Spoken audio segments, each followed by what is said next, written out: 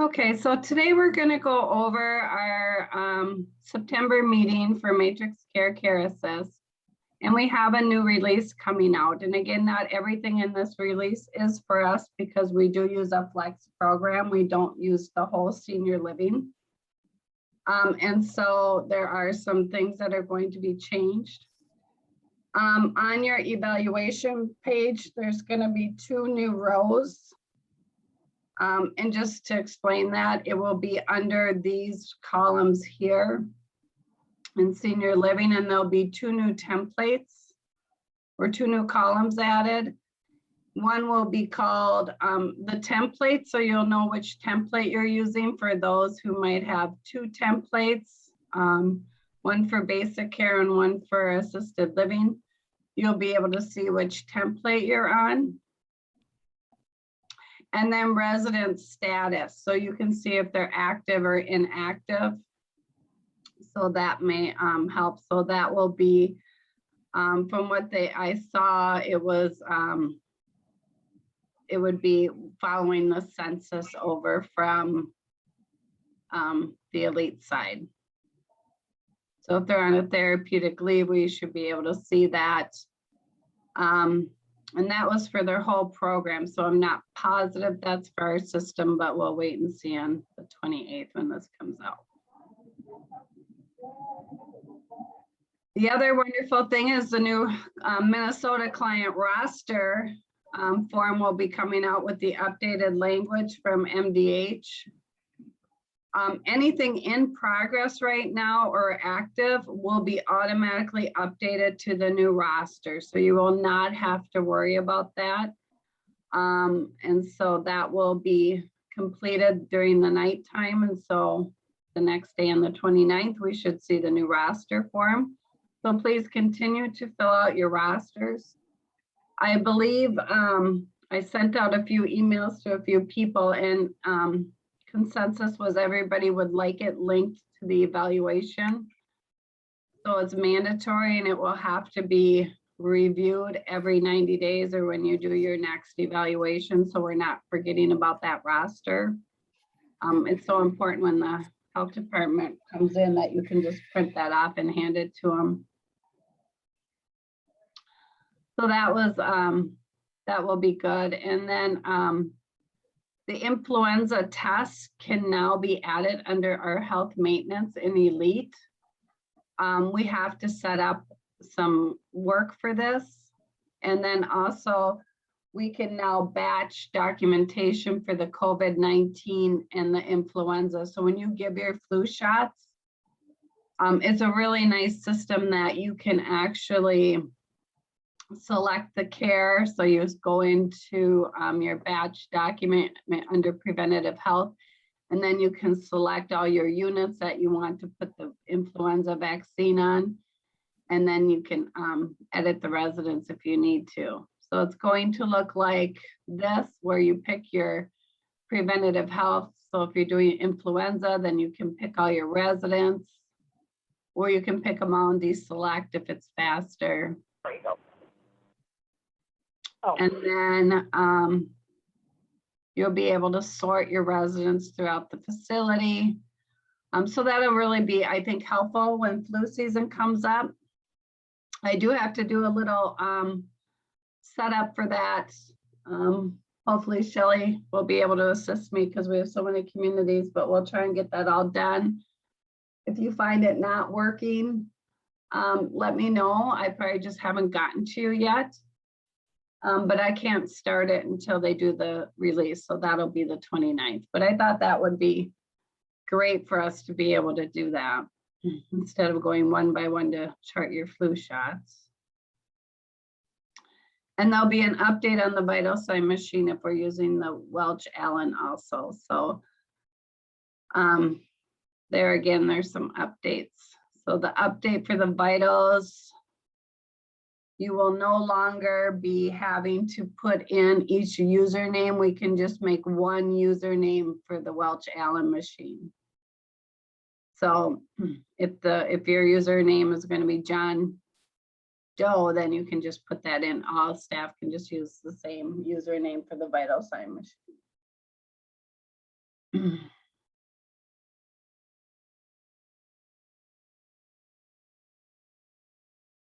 Is there any questions about the updates coming? Of course, you can always log into the client community and watch the release. It's actually nice to get on there and watch it ahead of time. I don't know if you guys are going into your Matrix Care client community a lot, but to log in, you have to have your username is your email. And if you don't have a password and you haven't logged on before, just hit your forgot your password and they will send you your password. Matrix has to set you up. Otherwise you can contact Matrix. Obviously I don't know why we have such a long.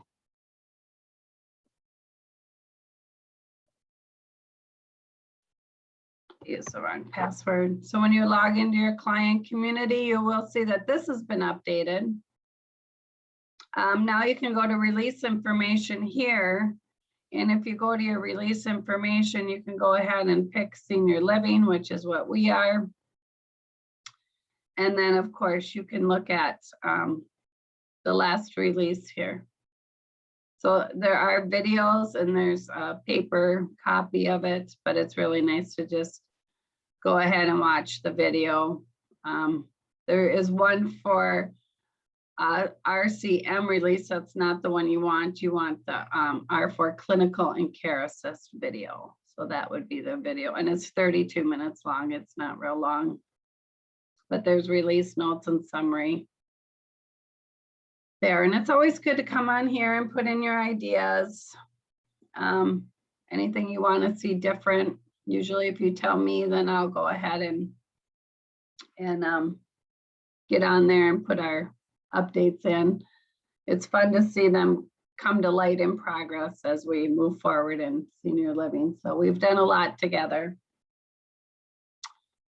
The first thing I would like to do is review some EMAR and EMAR work lists. I've had a few calls lately in regards to this.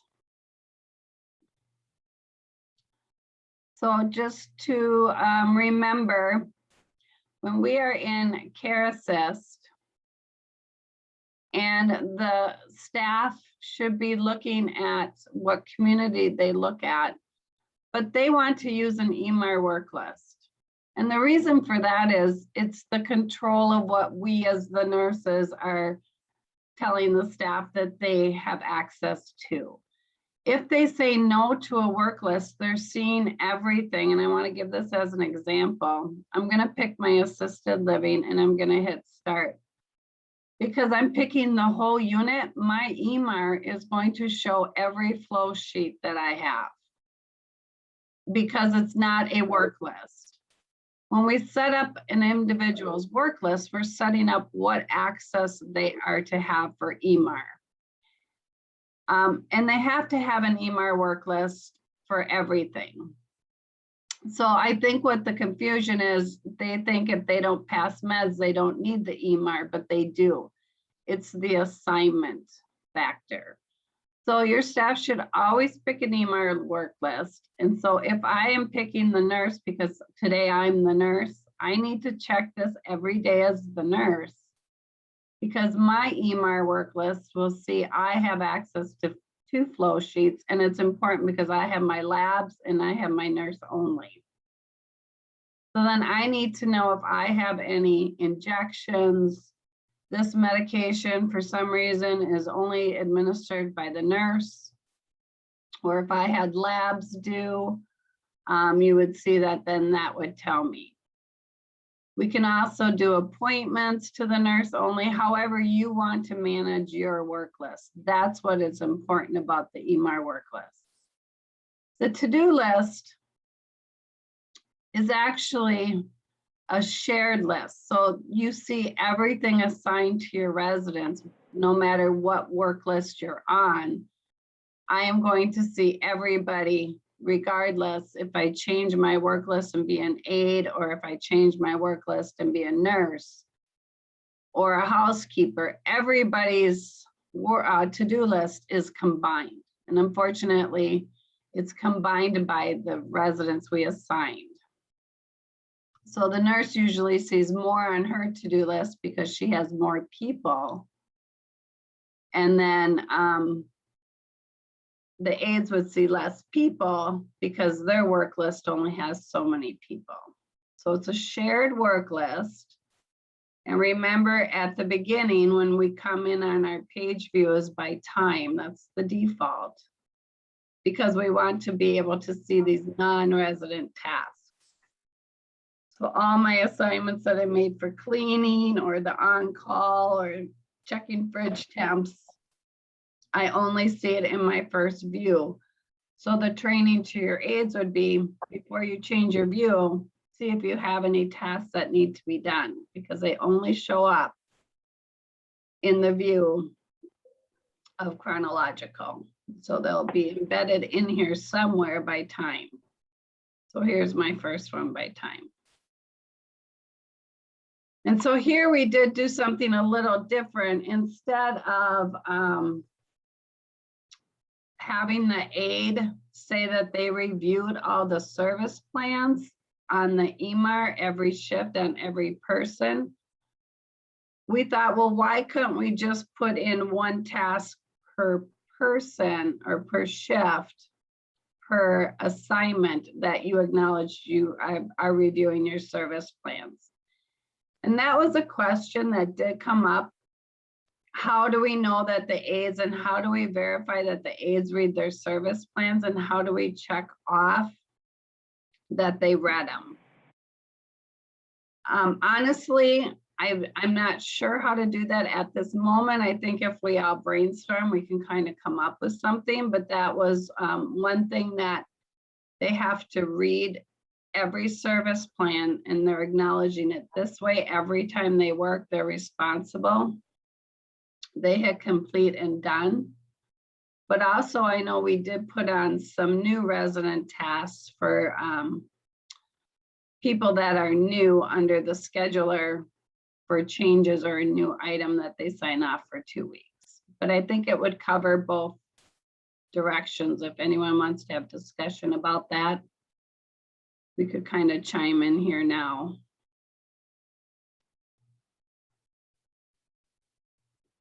Is that pretty clear about the tasks and reading the service plan?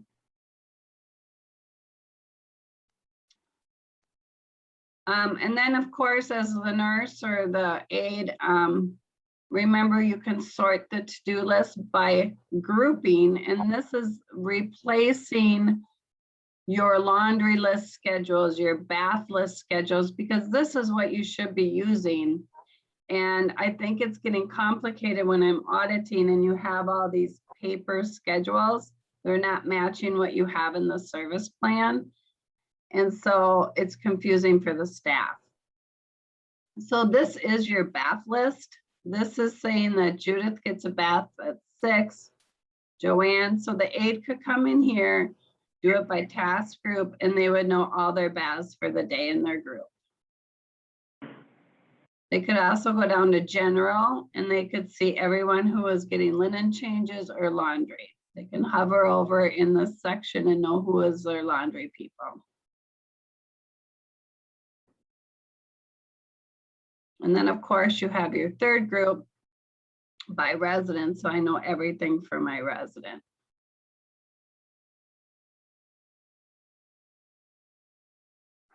I give him my, I'm on a call though, right now. I'm supposed to be. I am too at 1:30.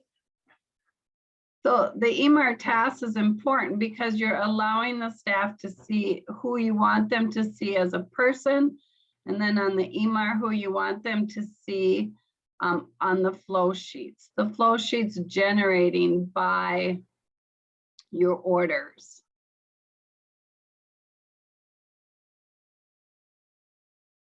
I'm going to go ahead and go into, I don't have my training site up, but if I go into, who has some good Let's go into Shakopee for a minute. When I go to my facility and my EMR work list setup, this is where you set up those groups for Care Assist. This is where you are to manage who's in your work groups, remembering that the one that says Care Assist is the one you do not touch. That one is my setup one. So anything that just says Care Assist, we want to leave that one alone. And then you can make up your own teams, whatever you want to call them, if we want to start housekeeping. And that really tells you what list you have. So you'll see here we have an assisted living team, we have a catered living team, we have a memory care team, and we have a nurse only. So the nurse only probably has the whole building, where these teams have specifics. So if I want to look at who that person is taking care of, I'm going to hit the edit button, not the history, but the edit. And you can see I can change the name of my teams. But again, it tells me who my rooms are that are associated to this assignment. And you'll see here in catered living, they're taking care of 3 people over in the independent living side. It has to be selectable in Care Assist. And this is where you control your flow sheets that they will see under the EMR. These flow sheets here should match whatever you're seeing here under the EMR. So this should match the flow sheets here. Now we tend to not use ADLs anymore, so I'm not sure why they have ADLs on there, but basically the less flow sheets, the better. And for some reason they have general here. So typically we don't use ADL and we don't use general for the orders. We just want to use the COVID meds, PRNs, and treatments for the aides. If the resident self-administers meds, you'll see that the order should be to the self-administration because it won't show up then on the EMR. And then if it's a nurse-only medication, the aides don't have access to that, nor would they need access. You'll see the housekeeper then, when we start getting housekeeping on, they have the whole building, but they can only see a housekeeping flow sheet that's generated off the orders. So when they're on Care Assist, and if I go back and change my assignment and go in as a housekeeper, when they start documenting now, you will see that they will see these are all their rooms, because in the orders, I put in an order for them to have housekeeping, to clean apartment, vacuum rugs, and clean rugs. Once housekeepers join, we can just put an order into a housekeeping flow sheet, and that's all they can see. Again, they have to be taught not to go to the to-do list because it's shared, so they'll be able to see it, but we just teach them to go on the EMR tasks. And then if they have extra tasks, extra cleaning, they can put it in under tasks, just like we would. So this is how we manage this. And again, this is under facility, EMR work list setup. And again, you can see some differences from catered living to assisted living. So we'll have to check that out, Selena.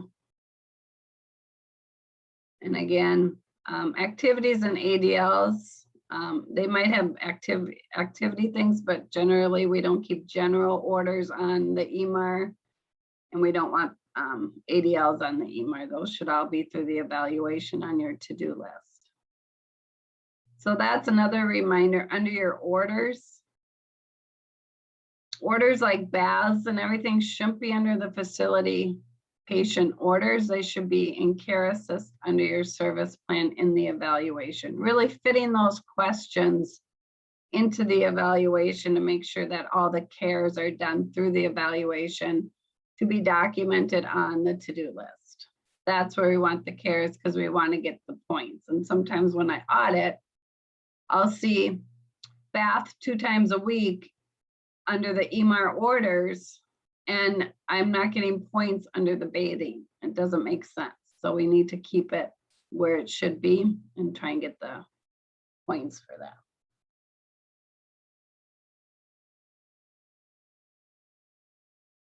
Any questions under the EMAR work list?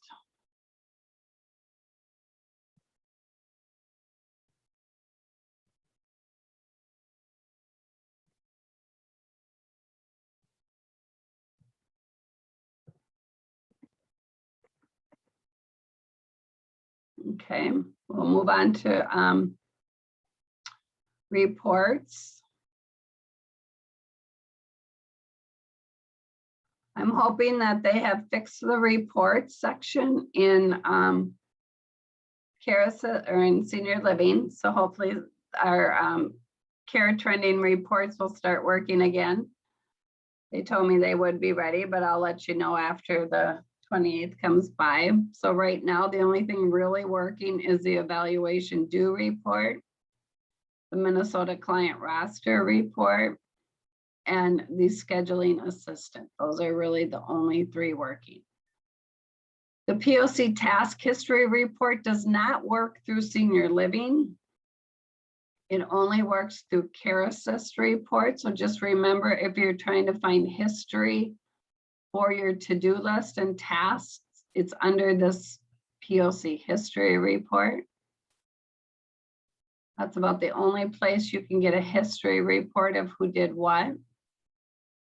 And then of course, if you want to look at your scheduling assistant and you want to see when all your baths are for your community, you can go ahead and pick your community. You can do it by shift if you choose.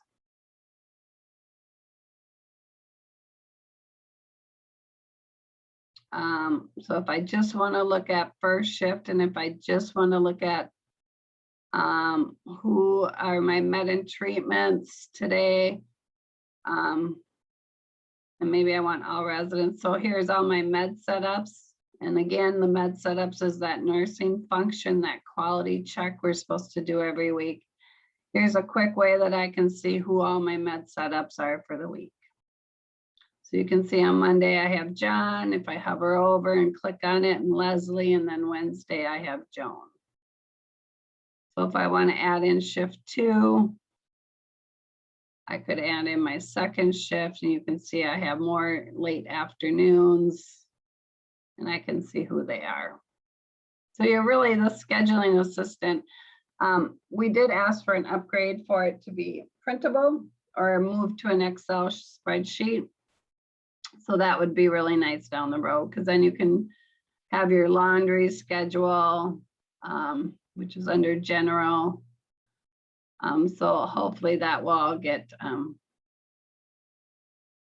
updated. It was not in this release, but remember to go in that client community and vote on things that I put in there, because the more votes we get, the faster it gets put in. And then another question was coming up. I know when the health department comes, or you want to know who's fallen, how do we find that out? So if you go into clinical forms, it's pretty easy to search for your forms, who's had falls. You really have to come up to your filter, and you really want to do active, in progress, or all. And I do all because I could filter for just my in progress and my active ones, because a lot of times nobody finalizes the fall. So you have to remember to look at the in progress also. So I just do all, and then I would type in the form. So it's a new fall event, new fall form event. So here's the new fall report for Jane on 7/28. I can see it was deleted. This one's closed, this one's active, but it will give me all the pages of all my forms. Now, if I wanted to go ahead and make that into an Excel spreadsheet, I certainly could. It's going to tell me everything I need to know about who's had them. You could make that into whatever rows that you want. If you spread these out, then the dates pop up better. But you're certainly welcome to make an Excel spreadsheet out of that and make that a form that you could then use, to make sure romp was done on them. Every fall should have a form of a fall. So that's what this export is for, is to always export whatever you've searched for. And that's how you can kind of do a quick fall. Linda, I have a question. Sure. I had someone walk into the office when you were going over the schedule assist. Okay. Can you go back to that? Every time I try to get there, I have a hard time finding it. So the scheduling assistant, what's great about this? The scheduling assistant isn't only under reports, but it's actually throughout your evaluation.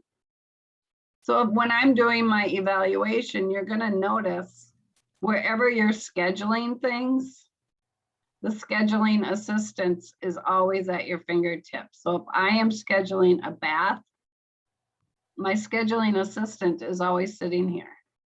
So you can see this when you're in the evaluation? Yep. So as I'm doing my evaluation, I can already pull up whatever shift and task. So let's just say I want bathing, and it's going to tell me everybody's scheduled, and I'm going to know, okay, so I can pick the day that I want to schedule her bath. I can see I don't have anyone on Thursdays, and I can just X that out and put in my days of the week. And then I can know that it was Thursday. It's always right here above the word schedule in blue. Okay. Did you So say it was in anything. reports also? And it's also in reports. Yep, clinical, or sorry, reports, and then schedule assistant. So I don't have that. I think that was my issue there. Under reports, Yeah. I used to at one point, I think, but oh no, I do have it. It's at the bottom. I think that it's new. It just came out in the reports on the Yeah. last release. It didn't Oh, used okay. to be there. So that's probably why. I did find it now. Okay. Yeah.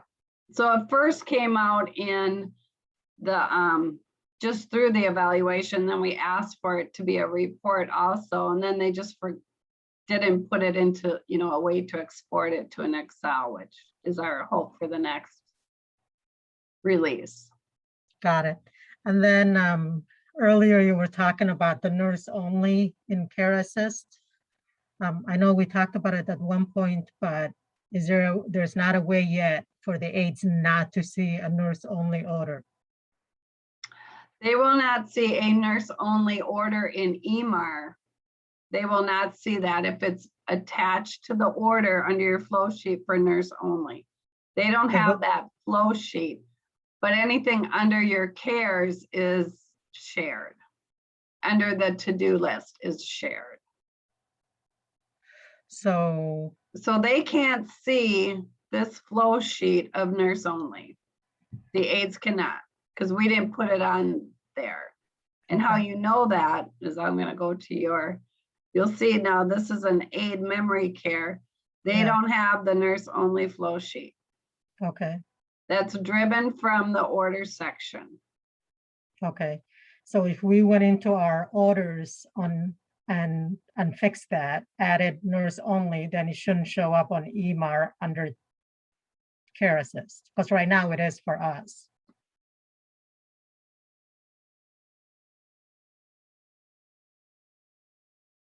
I don't think I made yours that way. Did someone add the nurse only in there? Let's look at yours. Well, no, the order. Let's all go look at Hodan's. Stay out of my building. No. Your aid one, oh yeah, they do. They shouldn't have that.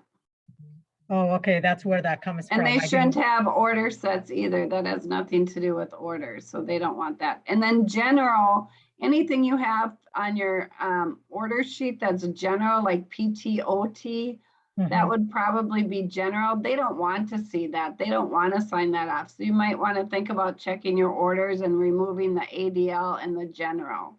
The less flow sheets to manage is better, I always say. it's better to keep everything for the aides on meds, treatments, and PRNs and COVID, and everything else should be off of there. So unfortunately, I wish I could disconnect all these flow sheets. I think it's a lot to manage, but Yeah. Okay, can you do that for memory care too? I can do that. What about catered living? I moved them to AL. I mean, yeah, you can uncheck it. Okay. And then come back and check that general. It's nice to go through these because sometimes you might have had an old nurse that maybe thought it should be on there, and then she was in here playing and did it, and then you'll probably want labs for your nurse also to see what's coming up for labs. Okay, so it's a good thing to check. Check your facility workflow, make sure your rooms are appropriate.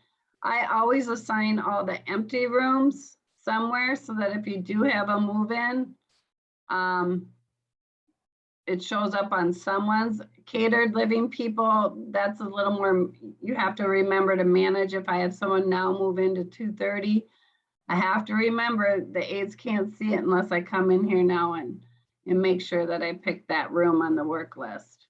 IL's a little difficult to manage. So it's just something to be aware of. Good questions.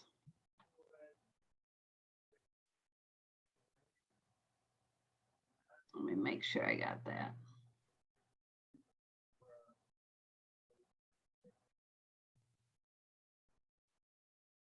And then I just want to do one more thing on senior living. Just a reminder, I wanted to make sure I brought this up. Unfortunately, when we moved the medications over to not scheduling, I am finding a lot of errors here. So the first error is on 127, how many times.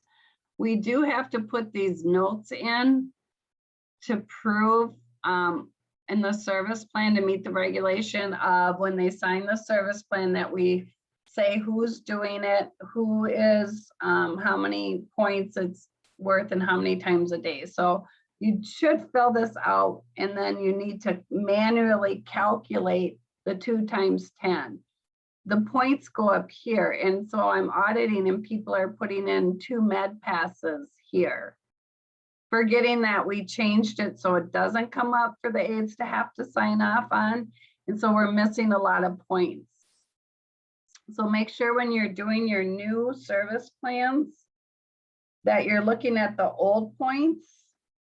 You're making sure you still have the points that you should have had to begin with. They shouldn't change unless you change something.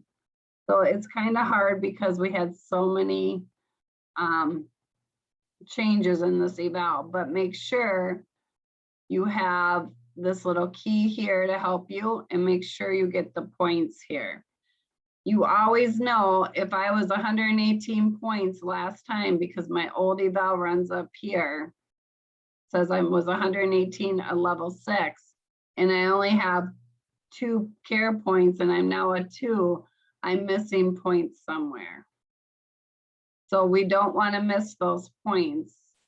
You can always, and this is what I quickly do before I do an evaluation, is I go to the last one that was done and I will print off just the 2 pages of the points summary to have with me, or I could print the whole thing just to have it with me. But I kind of keep this with me to know where the points came from. So if I know I had 1 under behaviors, I should still have 1. If I had dressing and grooming, 35. So if I printed page 14 and 15 and kept it with me, I should really have the same points because we didn't change points when we changed the eval. We just changed how we calculate and what's scheduled and what didn't. So that's just a little cheat sheet for you. And then under the diabetic section, one of the questions didn't come over correctly. and I missed it. So 133 for Minnesota. There's no points here. It didn't calculate the points. So Minnesota, please just use 132 to calculate your points. Your quick notes will still be how many insulins and AccuChecks you take a day. So the verbiage is still correct. Just because they're able to, the question is able to administer their own insulin, you can just verify that we are giving the insulin in the notes. And then put your calculations here.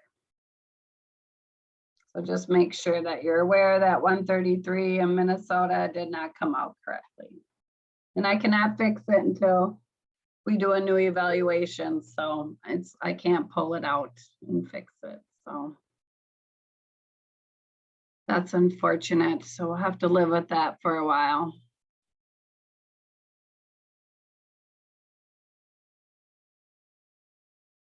Any questions so far?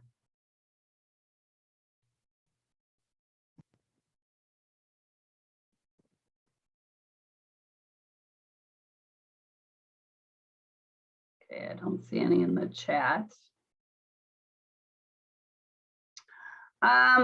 Does anyone want to see anything? Anything that you're struggling with, anything that comes up once in a while? Cassie, did I explain the falls form enough? Because I know that was on your question. I may have missed that. I had to step away for a minute. I apologize. We kind of are short-staffed here.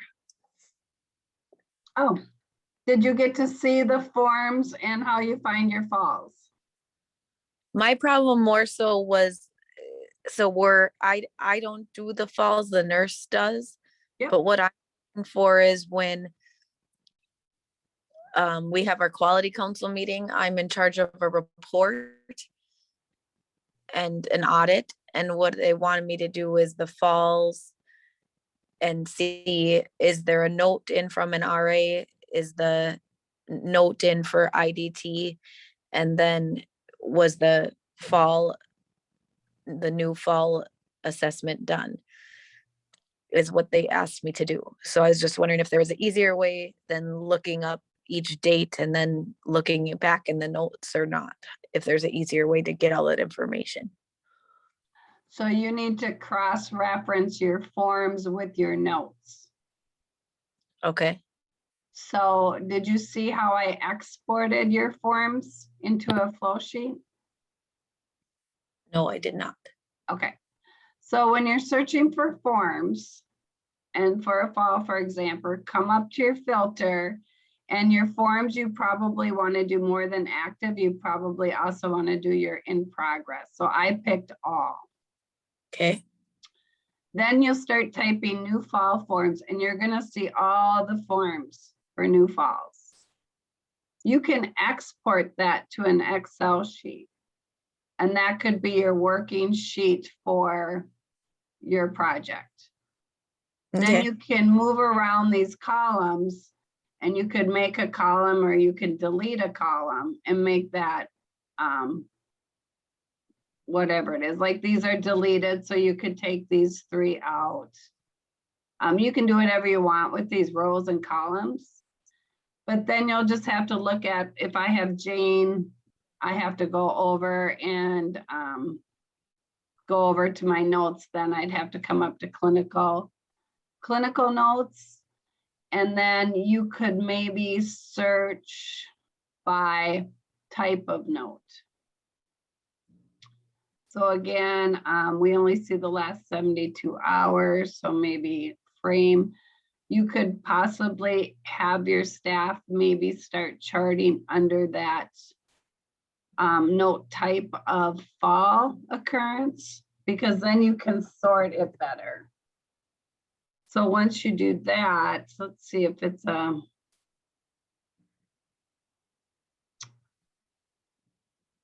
so here's my sort note. So then we could go up to the filter and note type. You can actually come in, if they're charting under falls, sort that way. Okay. So there's a lot of things. The filter is really your key, and then really using your note type to kind of sort through. So now you'll see I'm only seeing my note types because I went up to my filter, and I'm only seeing any note that recurred to false. Okay. There's lots of little nuances to this, and it just takes getting used to and kind of navigating around, but it's always kind of fun to see what you guys need and then work to see how it's going.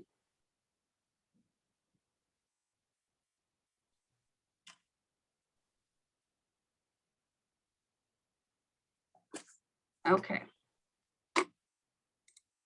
I just want to kind of go over the, I just kind of crossed some information. I was looking at some stuff at MDH today and for another reason. But when I do monitor, and I think everybody has a vulnerability section in their evaluations. I do know this is Minnesota, but I think it's a good reminder of what we're supposed to do with our vulnerability section and why we have an abuse prevention plan for everybody in all our buildings in all states. So this is the Minnesota one. But I think some of the things here, I just copied over what they said. Every client must have a plan, and we do. Our individualized assessment of the clients. We have to remember, are they susceptible to abuse by others, including families or, you know, another home care agent coming in. But I think what we forget about is self-abuse.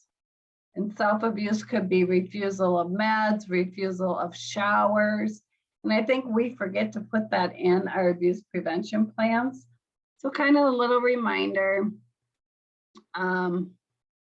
just making sure that everybody has some area of potential for abuse, or they wouldn't be living in an assisted living. We shouldn't really see that as no interventions needed. Everybody needs something because very few people live in assisted living under our care that don't either have someone else managing their money, which we don't really know if, you know, they're stealing their money. Very rare do we catch that, but sometimes we get clues.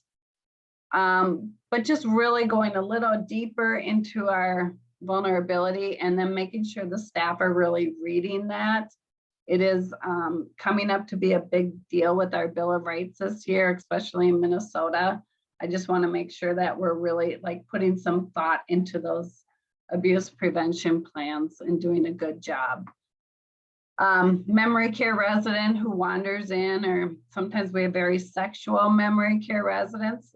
That's a sexual abuse prevention plan then, because male or female, sometimes the woman is the aggressor. And so, you know, we put interventions around to make sure that we're doing our best to manage that. And making sure that those are really looked at every time we do an assessment, especially after falls. One of the key areas, they want to see if you updated that abuse prevention plan for a fall. Are they at risk for falls? Are they at risk for bruises because of multiple falls? So just really looking at that piece is just a good reminder. Heather D, I hope you're on today. The last thing I have is just, she asked how to make sure that all staff have been informed of the service plans. And I think I kind of covered that at the beginning. Did I answer that question for you, or do we need to talk about a better way of doing that?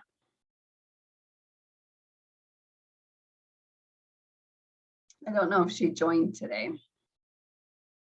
But we did talk about it under the to-do list.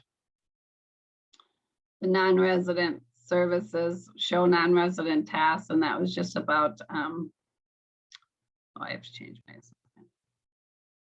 oh, gotcha, thank you. That must have been Lynn. Thank you, Lynn. So hopefully this, Lynn, answers her question. Is under the to-do list of the non-resident tasks, we can make sure that they, every time they work, they sign off that they have read and acknowledged the service plans for their groups. I think that was kind of the consensus that we made. Does anyone want me to show you again how to do the scheduler for resident tasks, those extra ones? I can quickly, we have 10 minutes, so I'll go through that. So don't forget, under facility, under scheduler, under non-resident tasks are everything that you have here for non-resident things, correct? But under the to-do list, we have things here that we can put in for a change of service. So you can make this a template for a change of service. You can make a template for a new resident orientation. So when you use these, it will come out in Care Assist if they're new. So how you do that is you just add a template. You type out what you want it to be, a doctor appointment, maybe. That one might be activities of daily living, but I think we put the other template under other. And then the category, and then how often. This one would only be a one-time thing because it would just be a doctor appointment. And most likely it's going to be 8 a.m. You can leave the notes because we're just making a template to use. So here's all your information. I have a doctor appointment or I have a change in services. So when you do get a resident, and let me see if I can, let me go into my training environment.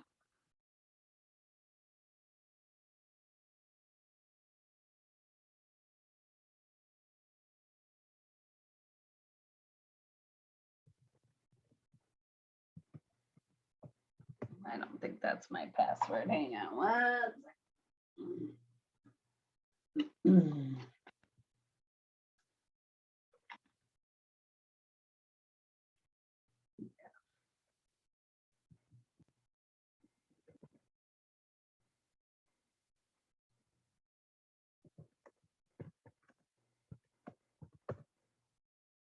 Oh, come on.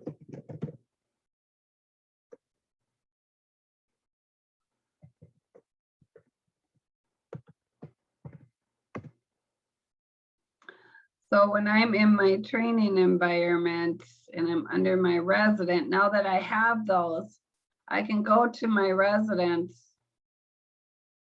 and I can say, well, Jane has a change of service. So I can go my resident, my scheduler, and now I can select something off my to-do list and I can add a template. And my templates are other, because I remember, and resident service plan updated. And now I can say I want the staff to chart every shift for 2 weeks that they remember. Every shift, I have to change my shifts. And then updated service plan. Now has meds 4 times a day. She needs a bath in the evening. She needs to use crutches.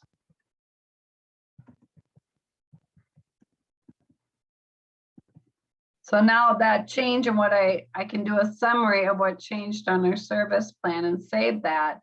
And my orientation will be to the staff.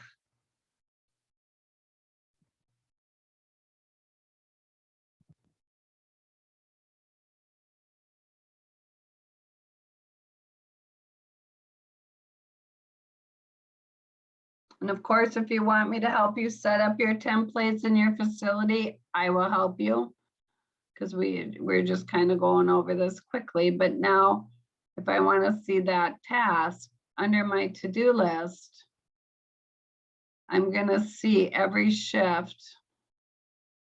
I forgot who I did now.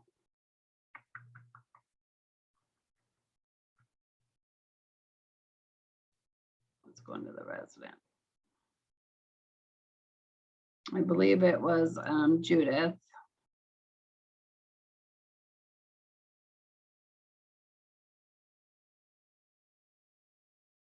maybe it was Jane, other. So here's my other.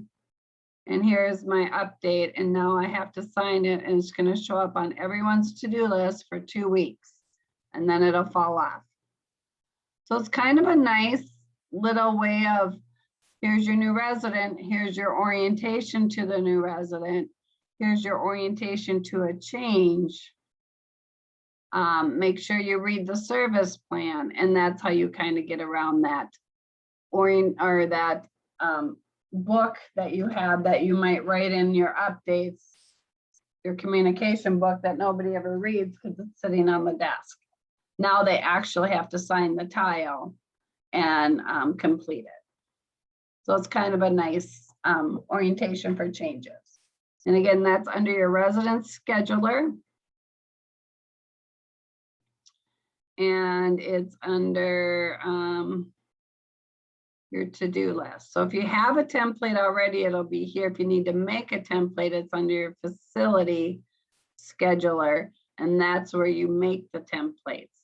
When you need it to go to a person, then you go resident scheduler under that resident, and then you can select a manual schedule under the to-do list. Any questions on the scheduling piece? It just came out in May, so it's